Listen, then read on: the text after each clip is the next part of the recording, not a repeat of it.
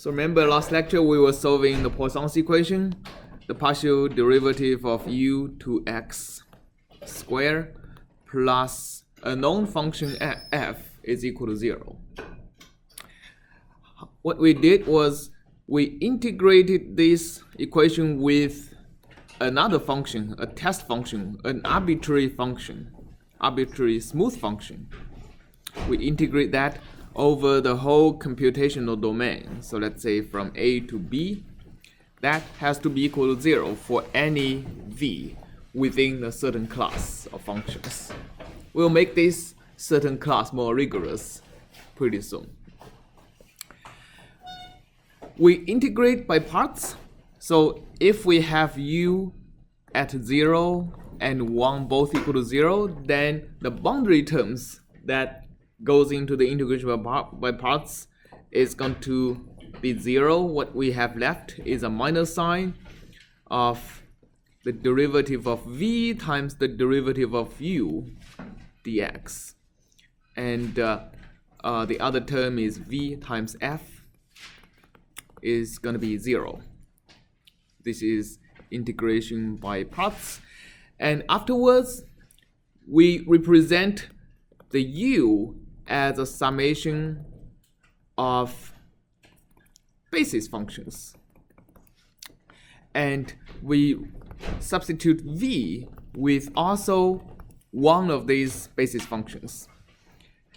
And from this, we pull the summation out of the integral. What we get is minus a summation ui of integration of a to b, the derivative of I, phi, the derivative of phi j is going to be equal to integration of v times phi j of x dx equal to 0.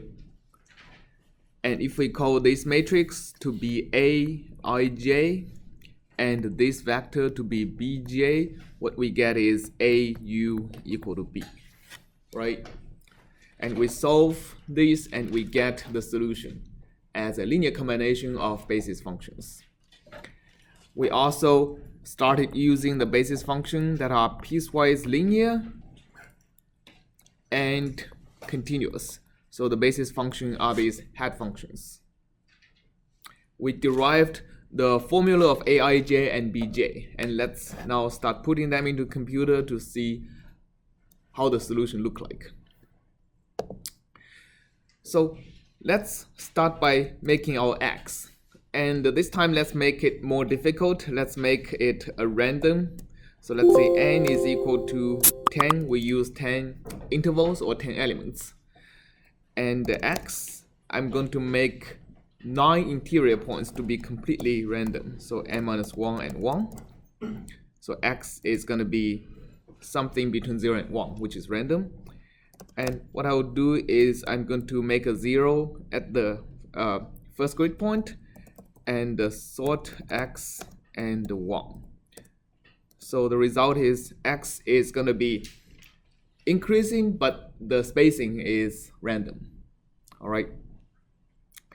So what I will do is I'm going to construct the matrix A. It's going to be zeros n minus 1, only corresponding to the interior grid points. These are the each aij correspond to a pair of basis functions, and the diagonals of A would be equal to the diagonals of A is equal to 1 over xi minus 1 plus 1 over xi plus 1 minus xi. That's the formula we derived in the last lecture. So it's going to be a diagonal of 1 over x. It is going to be 3 to n minus x of 2 to n minus 1. So that's the first part. That's the second part actually. And the first part is going to be the interval on the left of this grid point. So it's going to be 2 to n minus 1 minus 1 to n minus 2. think I'm missing one more bracket, parentheses. Still, I put one too many. I see. Okay, good. So A is going to be a matrix whose diagonal is filled, right? Okay, now let's fill the upper and lower diagonals. To fill the upper diagonal, we need what we need is the interior delta axis. So from 3 to n minus 1, sorry, x. So these are the delta axes in the interior, 2 to n minus 2. And we are going to shift it by 1. So we are filling out the upper diagonals. And we also shift the same number by minus 1, we fill the lower diagonals. And what we see is that we are constructing a matrix. Oh, sorry, I should be making them negative. So to compensate for what I did, I'll just do a minus 2. So this is going to be making a diagonal that is positive and off diagonals negative. And also the summation of every row is going to be 0 except for the first and last row. The matrix is also symmetric, so the corresponding transpose is the same as the matrix itself. So let's also make the number b. So the bi is a vector that depends on this should be, I substitute v equal to this, so this should be f times vj. So the bi depends on the right hand side of the equation f. It's f times vj integrated. So in the case let's say if f is equal to 1, then bj is going to be, we also derived, it's half of xi plus 1 minus xi minus 1. Right, so it's the average between two intervals. So that is going to be, b will be, let's see, so b is going to be 0.5 times x of 3 to n, which is xi plus 1 minus 1 to n minus 2, which is xi minus 1. So we now have a b that is size of b that is 9 by 1. So we have the correct shape of a and b to solve for u. To solve for u, we simply do u is equal to a backslash b. So that solves the equation a u equal to b. And we get a bunch of u's. U is going to be size. U is also going to be a 9 by 1 array. These are the linear combination coefficients for the head functions. So how do I visualize the solution?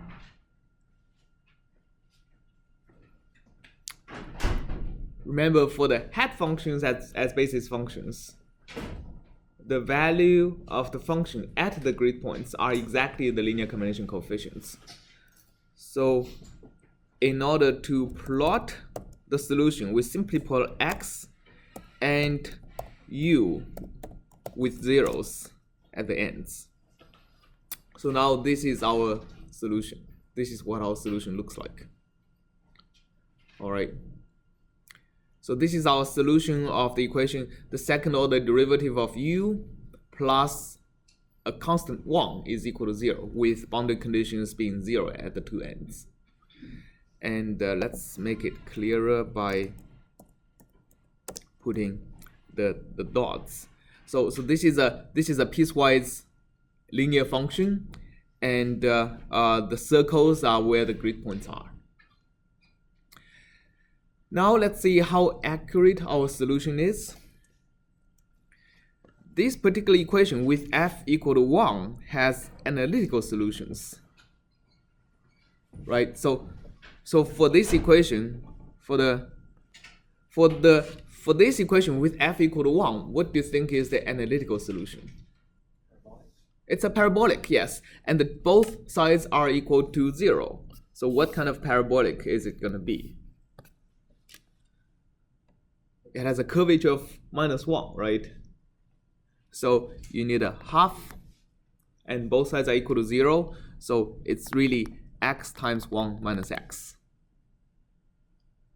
The second order derivative is the second order derivative of minus half of x squared, which is going to be -1. And this also satisfies both being 0 at the two ends. So let's plot it on top of the solution, numerical solution, to see how it looks like. So we'll do hold on, and x fine, let's say link space of 0 to 1, let's do 1001 points, and u, the analytical solution is going to be 0.5 times x times 1 minus x, and let's plot x fine and u fine to see what it looks like. So we do get a pretty good solution on the set of random points, right? The red solution is the analytical solution, and the blue one is the numerical solution. Okay, so on the grid points, the approximation is pretty good, but within the intervals, of course we have piecewise linear approximation, so we have approximation error here. Questions so far about this?